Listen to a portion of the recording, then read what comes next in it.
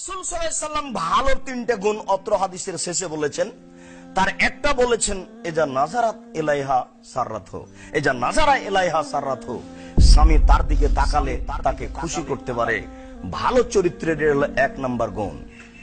ওয়াজা আমারাহা আতাতহু, স্বামী বলার সাথে সাথে সে কথা মান্য করে, ভান করে না।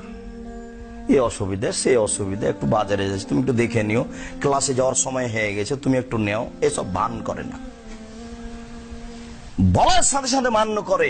তিন, গাবান হাফেজাত, স্বামী যখন বাড়িতে থাকে না তখন নিজেকে কন্ট্রোলে রাখে, মোবাইল ব্যবহার করে না, কোথাও নিজেকে জড়িয়ে ফেলার জন্য লিপ্ত হয় না, কারোর সাথে কথা বলে না।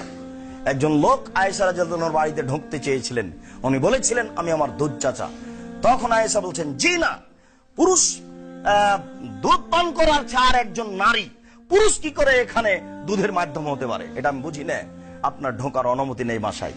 ইচ্ছা হলে বলতে হবে আসেন, আসো ভাইয়া, আসো ভাইয়া, এ ঢং ত্যাগ করতে হবে।